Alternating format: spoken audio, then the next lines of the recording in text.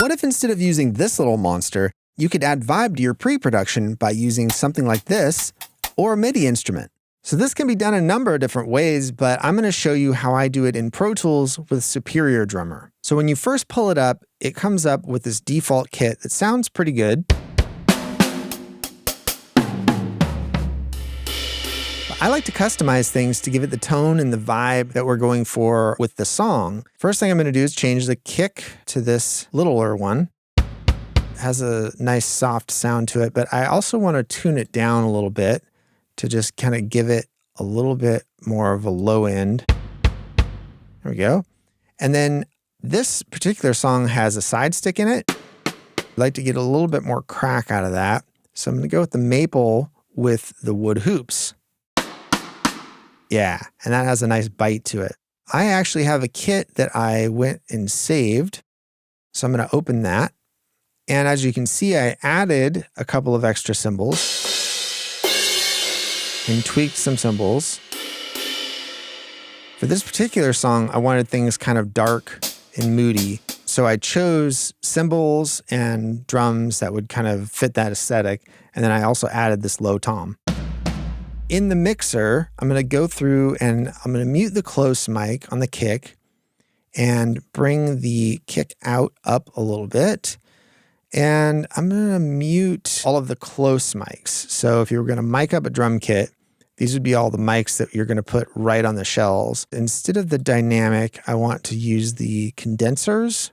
So I'm going to go up here and enable bleed from all instruments. The condenser mics that they used when they recorded these are very true to the sound of the drums, and that's kind of what I'm going for. Whereas the dynamic mics are going to punch it up a little bit, and for this, I want them to be a little bit more ambient.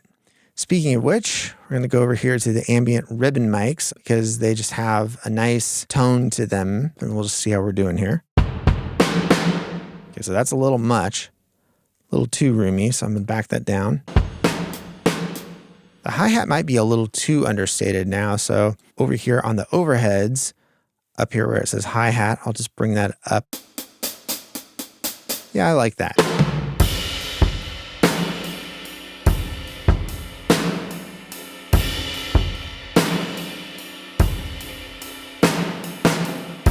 So I'm a drummer, and I'm not mad at this sound. I actually kind of dig it. For in the box, playing on a launchpad, it's pretty good. In this particular situation, I'm producing a song with a couple of different artists who both live out of town. So we're going to be sending tracks back and forth. They're coming here to record some tracks, and I need something for them to play to.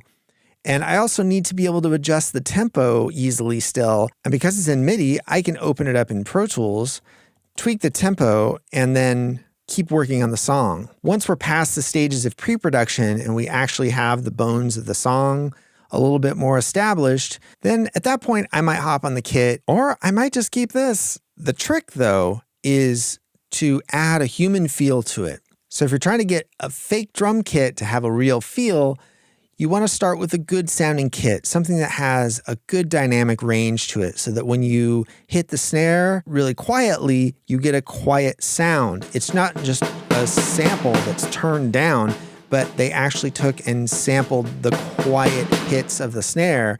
And the next thing is you want to go through the drums and the cymbals and the tuning and really tweak stuff and just spend some time customizing it to the sound of what you're recording so that it fits in with the overall production. So how do you get a human feel out of a computer? I like to play the parts. It's only a 4-minute song. So I'm going to go through from beginning to end, and I'm going to play through it a few times and try to get the overall feel and the overall vibe for the song, just like I would do on a real drum kit. Then I'll go through each section of the song one at a time to really dial the performances in. The very first thing I'm going to do is change the sound of this horrendous click. If I have to use a click track, I'll use something that has a little bit less of a beep to it just because it's so annoying. We'll try this one. That's not bad. I use that one a lot. It's tolerable-ish. If you want something that's going to really hide in the background more, Try the MPC click. It's just easier to tolerate if you have to listen to it for long periods of time. The trade-off, though, is that it's a lot harder to hear. So if you're recording, for instance, a real drummer on headphones in a studio, a lot of times you need something that's going to kind of pierce through all of the wall of guitars and everything else.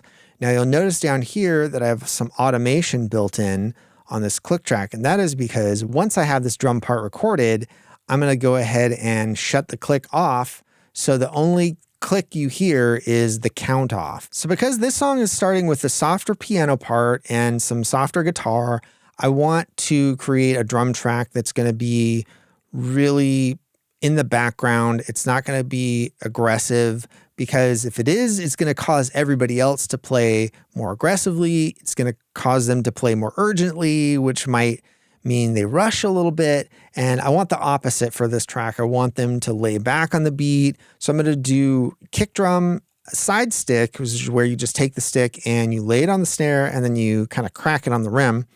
And then I'm going to foot the hat, which is when you, just what it sounds like, you press the pedal of the hi-hat with your foot and it creates this sound, as opposed to this sound, which is hitting it with the stick. All right, so here's the verse.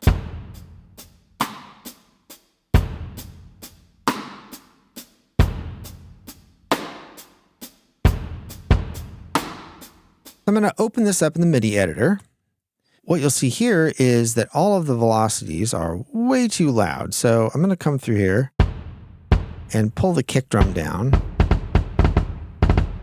And that's just going to give it kind of a softer sound. All right, so it's reasonably on time. Something that happens when you're trying to play in time, and this happens on real drums too, is that you have a tendency to hit harder. On the launchpad, if you hit too hard, it means velocity is 127, which makes the drums sound more fake. So because the hi-hat is being footed, it might be just a little bit too soft.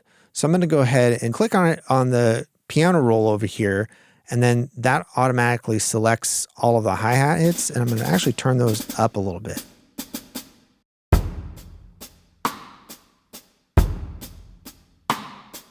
And that gives it a little bit more feel to me. So because I'm a drummer and a producer, I'm able to play a launchpad to a click track in real time, and it comes out sounding fairly decent. With a few missed hits here and there, there's always a few clunkers. If you're not a drummer and you don't have a lot of practice playing in real time, then what you can do is just take smaller sections and then loop them. What that will give you, instead of drawing it in, is it will give you all of these nice velocity curves down here. And that's what cues your ear to know that it's a real drummer playing and not just something that's drawn in. So in the pre-chorus, it builds a little bit. Now you can hear that I've switched from footing the hat to using the stick on the hat. And then obviously I came off of the side stick and went to this actual full snare hits. And then as it builds into the song a little bit more, and you can hear that the drums have a little bit of a swing to them. If we go back to the MIDI editor and we zoom in on those parts,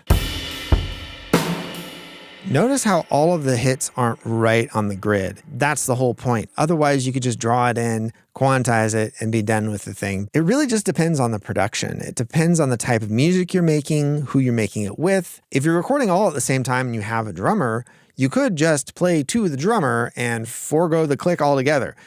But it very much depends on the style of music. And it depends on the kind of production you're making and what you want it to sound like and feel like in the end. There's nothing wrong with drawing things in MIDI and creating loops, but if you want that little bit more depth out of it, this is a good way to get it. Here's the section of the song where I'm playing the kick, snare, and the footed hat.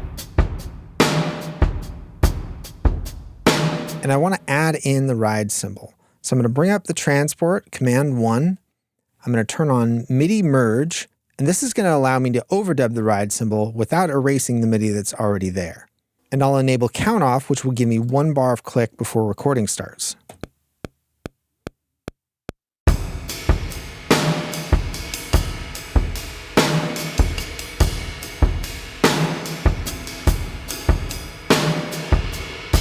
So now I'll play just the ride cymbal so you can see the different articulations and dynamics as it's being recorded.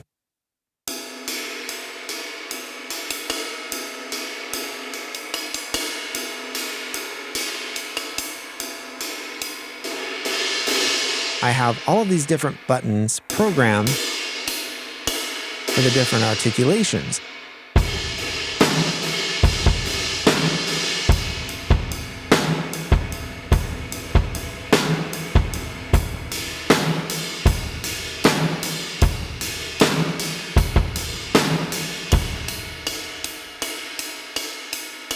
So you can see there's actually variation in the way that the ride is being struck and also in the level, which gives it a lot more dynamics and it gives it a better feel. So while I do recommend getting some kind of MIDI controller, if you don't have one yet and you just want to get started with this, you can actually use the built-in keyboard controller with Pro Tools using the QWERTY keyboard.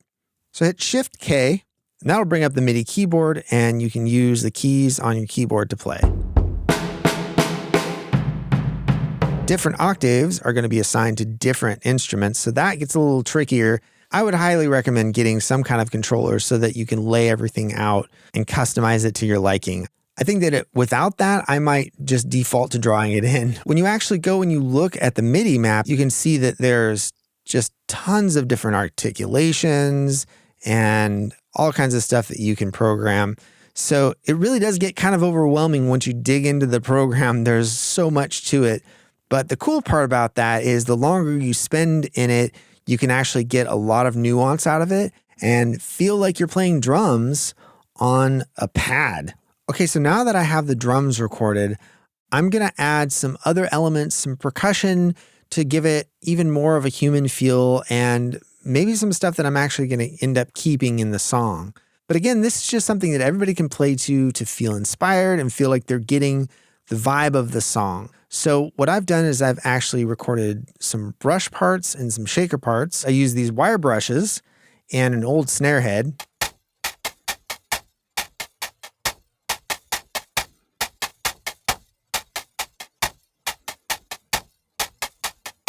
For the shaker parts, I use my own that I make. This is out of a coarse.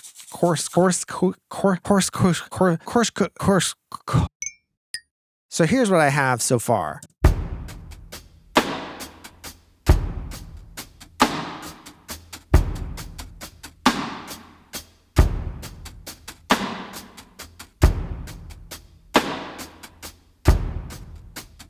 And as you can see, I made little edits to it. Nobody's perfect. And then here's the shaker part.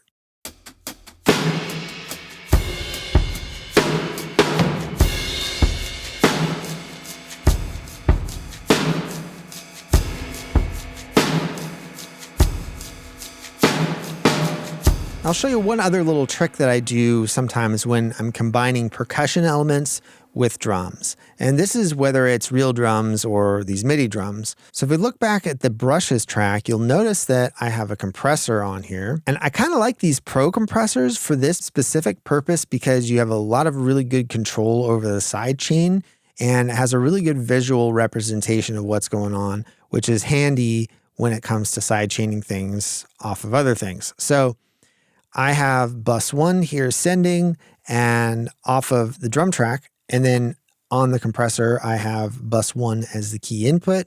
And down here is the source. I have external. If I play the track, you can see that the brushes are ducking under the kick and snare. So now if I turn that sidechain off, if I disable it,